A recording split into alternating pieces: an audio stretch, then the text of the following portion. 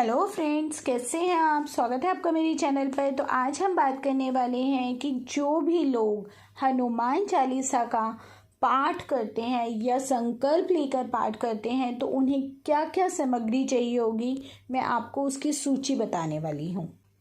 पहला, इसे करने के लिए आप अपने सामने हनुमान जी की मूर्ति या उनकी तस्वीर लगा लीजिए, जिनकी उपस्थिति में आप घुटने टेककर या कुर्सी पर बैठकर भी पूजा कर सकते हैं।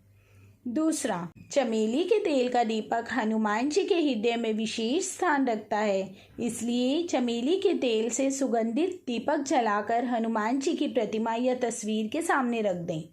तीसरा, जल से आधा भरा तांबे का पात्र अब हनुमान जी के सामने रखें, क्योंकि हम इसे कलश के आकार में बनाएंगे।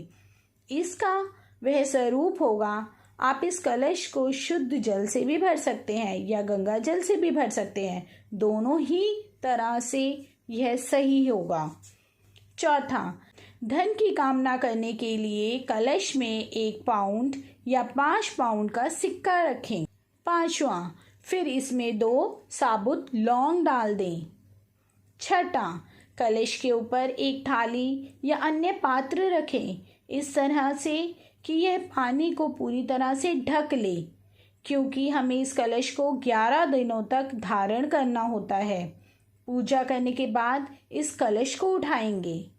सातवां, हनुमान जी को जल में भिगोया हुआ गुड़ या चने का भोग लगाएं, क्योंकि भुने हुए चने में नमक होता है और हनुमान जी की पूजा में किसी भी प्रकार से नमक का उपयोग नहीं होता। अगर आप चाहें तो फल या लड्डू का भोग भी लगा सकते हैं। आठवां, और इस समय हनुमान जी के सामने मनोकामना पूर्ण होने की प्रार्थना करें। इस समय हनुमान चालीसा का पाठ करें। जब आप पाठ कर रहे हों तो इस बात का ध्यान रखें कि उच्चारण को समझने में आसानी हो। हनुमान जी को अपनी अखंड पूजा अर्चना करते हुए चालीसा का पाठ करें और जल्दबाजी ना मचाएं। हनुमान जी की पूजा समाप्त करने और हनुमान चालीसा का पाठ करने के बाद हनुमान जी की आरती करने का समय आता है। कपूर के साथ मिलकर हनुमान जी की आरती का पाठ करना चाहिए। कपूर से आरती करने से घर और मन दोनों से नकारात्मक ऊर्जा दूर रहती है। पूजा समाप्त होने के बाद परिवार में सभी सदस्यों को प्रसाद बांटने का समय है और कृपया करके प्रसाद अपने हाथों से दें। अगले 11 दिनों तक आपको जल कलश को छूने की अनुमति नहीं है। 11 दिन के बाद 11वें दिन जब आपकी पूजा पूरी हो जाएगी, सुबह या शाम जिस समय आपने संकल्प लिया है उसी समय पूजा पूरी होने के बाद आप उस कलश से जल उठाएंगे और यह अति पवित्र जल आप चाहे किसी भी डिब्बे में रख सकते हैं।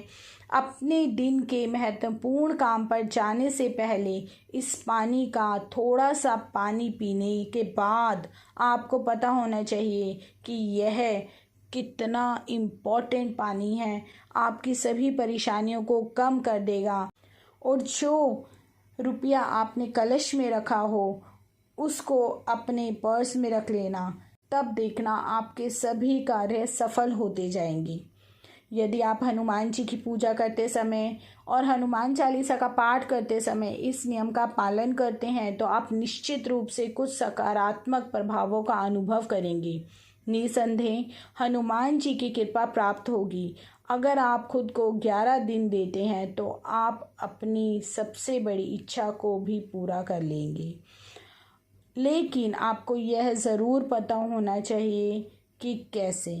बस अपना धैर्य बनाकर रखें और सुनिश्चित करें कि हनुमान जी हर समय आपके साथ हैं, आपकी रक्षा कर रहे हैं। उस अधिकार में विश्वास रखें और अपनी भक्ति पर विश्वास रखें। अगर आपको ये जानकारी अच्छी लगी है, अगर आपको इस तरह की और वीडियो चाहिए तो प्लीज़ मेरे चैनल को लाइक कीजिए, शेयर कीजिए, कमेंट कीजिए और सब्सक्राइब करना ना भूलिए।